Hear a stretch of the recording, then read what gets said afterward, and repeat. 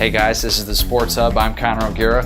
Basketball season. We've had a little 2-week break here in between shows, but I promise you that's been time well spent. I've been driving to pretty much everywhere in the state of Nebraska trying to find out all the storylines that we have going forward for the girls and boys hoop season. I'm going to bring you a 4-3-2-1 preview. We're going to talk about 4 players to watch, 3 storylines to watch, 2 coaches to watch, and then 1 bold prediction that, as always, might just make me look stupid.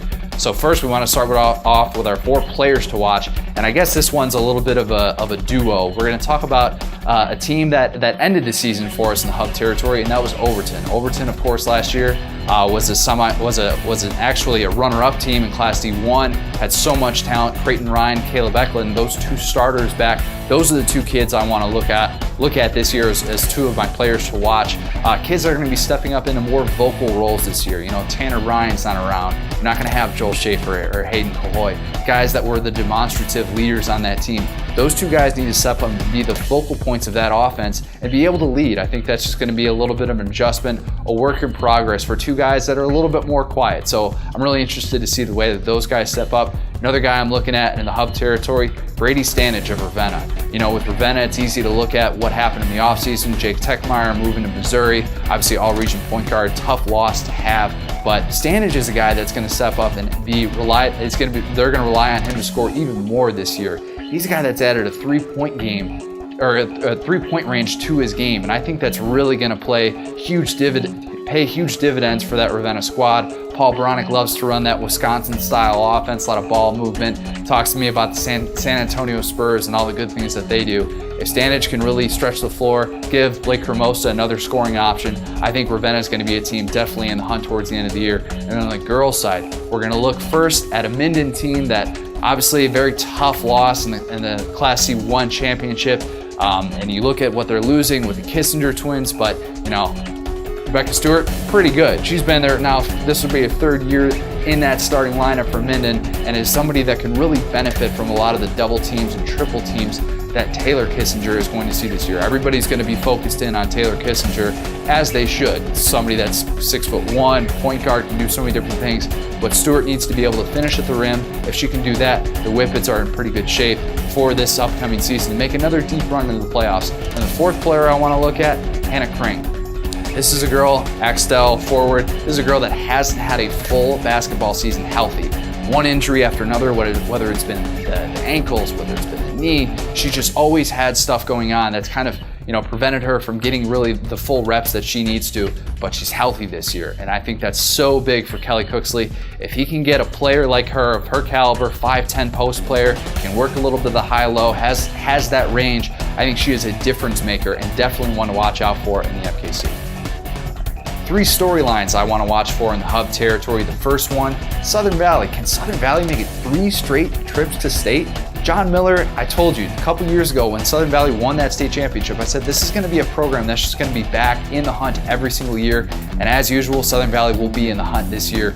Hunter Quinn, of course, Jeremiah Perkins, Seth Miller, 3 guys that are really going to stabilize a program that has had so much success in their varsity careers. This is a team that under John Miller, the way that they're able to operate with that athleticism in C2, they can really get out ahead of you, score some points, force offenses out of what they want to do. The big question with them could be if they get that size down low, if they get guys to step up. They're a little bit undersized, but they need some of those underclassmen posts to be able to step up and help, you know, take the pressure off Hunter Quinn, Seth Miller, and those outside shooters. If they can do that, Southern Valley definitely looking at possibly a 3rd straight trip here. And then the second storyline I want to look at, we talk about repeat state qualifiers, Holdridge. 10 straight state appearances. Could they make it 11 with BJ Blaze? BJ Blaze took over a team last year that just had so much talent. Hub Territory Player of the Year, Rachel Jeldon was back on that team. They had Juliana Burr, they had Jamie Isaacson. Those players are gone. Jenna Gillespie now has to be the focal point of this team, a point guard capable of doing so much things. She and Kimberly Gerardo, 2 players that are really going to need to step up and have such a big presence on that Holdridge team. BJ Blaze, a guy that's really capable of taking teams and just understanding what they're good at, you know, what works for them. We talked about that a lot last year in their run to a semifinal game. They're going to need to do it again this year. And then the third storyline that I want to watch, can Karna Hai shoot its way to some top 5 upsets? Karna Hai nearly did that towards the end of last season, had a really good game at Creighton Prep, and the Bearcats just always have those shooters. They always have guys that can stretch the floor. That's what you need to have to beat a top 5 team in the state. The Bearcats have exactly that this year. They have the good shooting. They have guys like Peyton Pocock, Jake Waller, a guy that I think is really going to step up and have a big impact on that offense this year. They have Austin Mishu. They have Alex Harris, guys that are really capable of stretching the floor, and they're just longer this year. And I think if they can really get out ahead of some of those better teams in Class A, this is a Bearcat team that's going to be capable of playing with anyone. 2 coaches to watch. John Strand takes over an Arapahoe program that was manned by Bob Braithwaite for 25 years. You look at a new coach coming into a system where guys knew exactly what to do under Braithwaite. Just a really, really good coach for such a long time. This is a team that is obviously going to see a big facelift, but Strand's a guy that's going to really look to rely on a couple of those key returners, the Kohler brothers, guys that we talk about during football season. I'm really interested to see the way that he's able to operate under a program that's had such stability for a long time. And the second coach I want to look at, a guy that we looked at last year, Scott Carlin of Kearney Catholic. Guy that's coming into his second season at the helm of the Kearney Catholic program.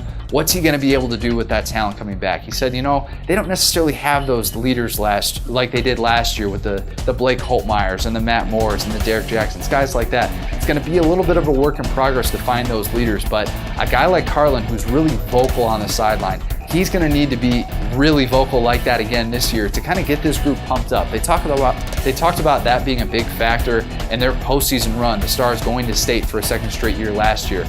Carlin might have to be that guy and push those type of buttons in those situations this year if they want to make it a 3rd straight trip to Lincoln. And my one bold prediction, I almost got this to work out in the football season. Cozad Kearney Catholic lost in the semifinal games. I said that one of those teams would make it to a state final. Didn't happen, but I came close. So I'm going to go with kind of a similar prediction for the basketball season.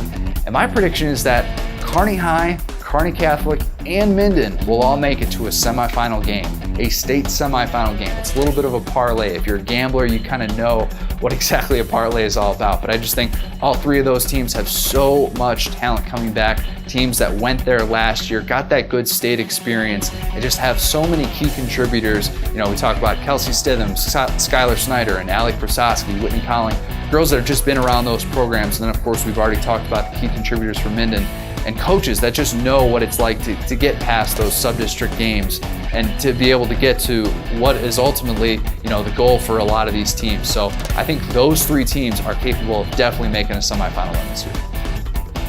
There you have it. There's a lot to watch for in the Hub territory this year with hoops. As always, make sure you definitely pick up a copy of our winter sports preview section. I already talked about a lot of the things that are in that preview section. That should be on newsstands right now. Definitely go pick up a copy of that. I'm excited for this season to start. I know you're excited for the season to start. We're going to be having sports hubs every single week, doing 3 stars, talking about a lot of different things going on in the Hub territory with all the storylines that we're going to have. So looking forward to providing all that coverage. So for the Sports Hub, this has been Conor O'Gara. Thanks, guys. We'll see you next week.